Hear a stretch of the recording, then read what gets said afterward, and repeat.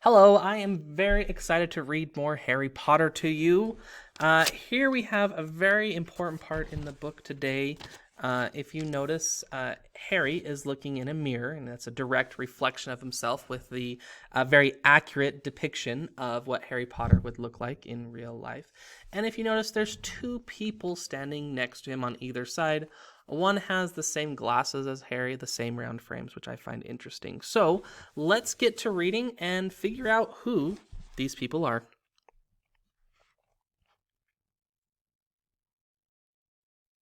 It had been Harry's best Christmas day ever, yet something had been nagging at the back of his mind all day. Not until he climbed into bed was he free to think about it. The invisibility cloak, and whoever had sent it. Ron, full of turkey and cake, and with nothing mysterious to bother him, fell asleep almost as soon as he'd drawn the curtains of his four-poster.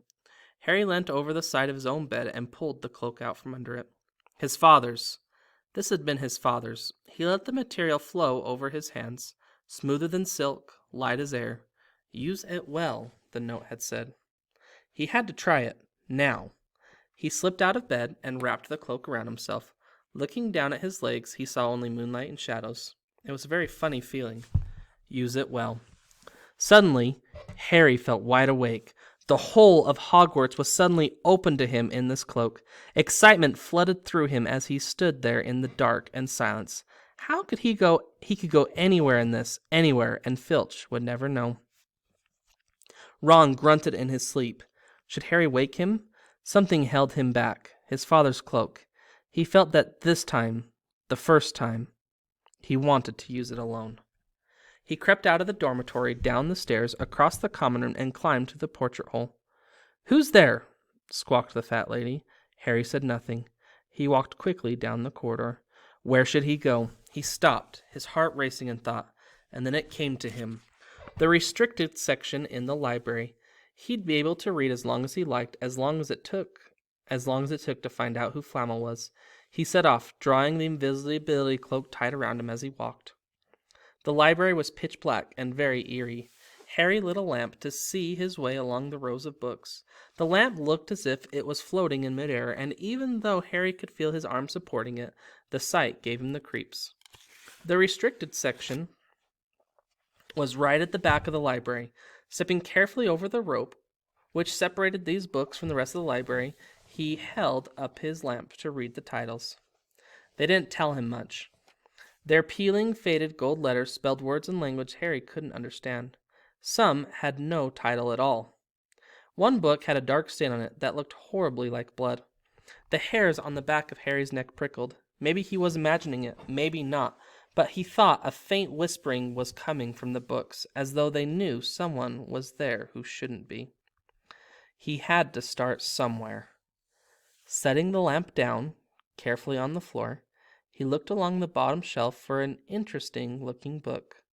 A large black and silver volume caught his eye. He pulled it out with difficulty because it was very heavy, and balancing it on his knee, let it fall open. A piercing, blood-curdling shriek split the silence. The book was screaming! Harry snapped it shut, but the shriek went on, one high, unbroken, ear-splitting note. He stumbled backwards and knocked over his lamp, which went out at once. Panicking, he heard footsteps coming down the corridor outside. Stuffing the shrieking book back on the shelf, he ran for it. He passed Filch almost in the doorway. Filch's pale, wild eyes looked straight through him, and Harry slipped under Filch's outstretched arm and streaked off up the corridor, the book shrieks still ringing in his ears. He came to a sudden halt in front of a tall suit of armor. He had been so busy getting away from the library he hadn't paid attention to where he was going. Perhaps because it was dark, he didn't recognize where he was at all. There was a suit of armor near the kitchens, he knew, but he must be 5 floors above there. You asked me to come directly to you, Professor, if anyone was wandering around at night, and somebody's been in the library, restricted section. Harry felt the blood drain out of his face. Wherever he was, Filch must know a shortcut, because his soft, greasy voice was getting nearer, and to his horror, it was Snape who replied. The restricted section. Well, they can't be far. We'll catch them. Harry stood rooted to the spot as Filch and Snape came around the corner again.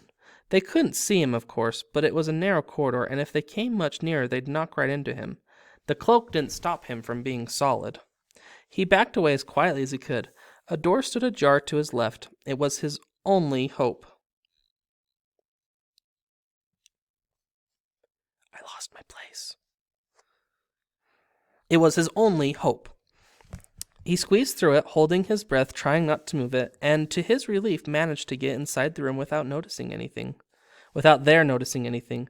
They walked straight past Harry and leaned against the wall, breathing deeply, listening to their footsteps dying away.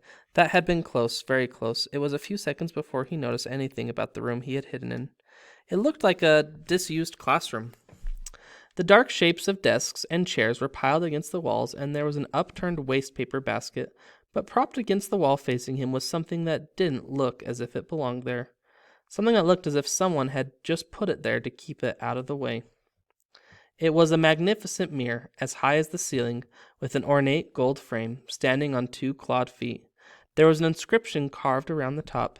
Erised stra ehru oit ube kafru oit on oshi. His panic fading now that there was no sound of Filch and Snape, Harry moved nearer to the mirror, wanting to look at himself, but see no reflection again. He stepped in front of it. He had to clap his hands around his mouth to stop himself from screaming. He whirled around. His heart was pounding far more fiercely than when the book had screamed, for he had seen not only himself in the mirror, but a whole crowd of people standing right behind him. But the room was empty. Breathing very fast, he turned slowly back toward the mirror.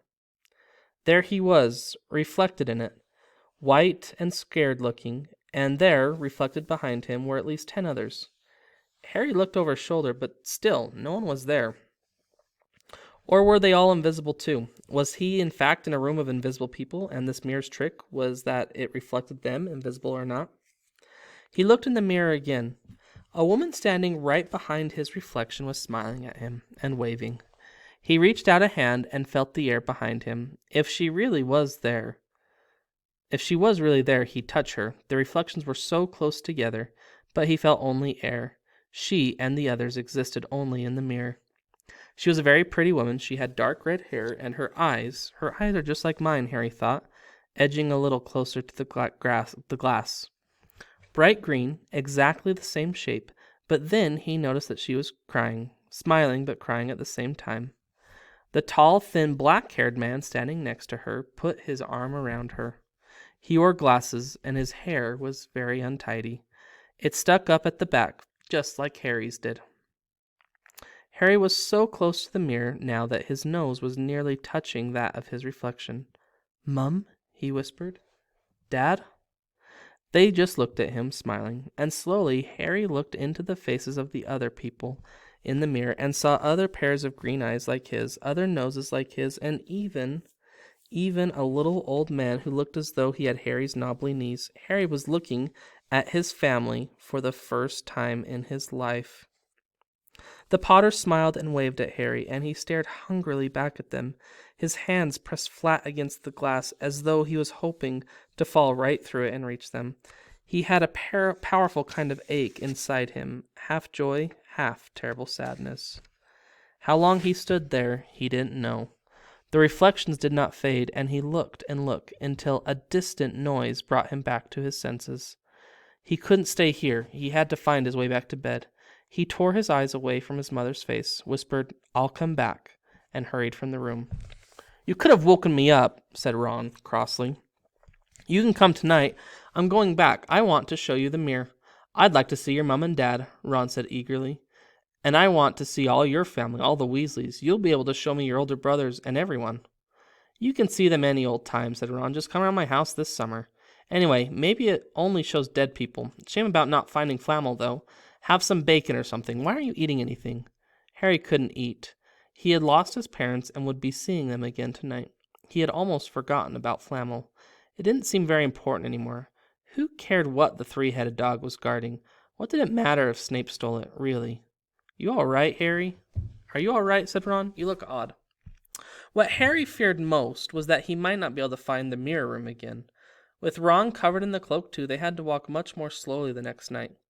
They tried retracing Harry's route from the library, wandering around the dark passageways for nearly an hour.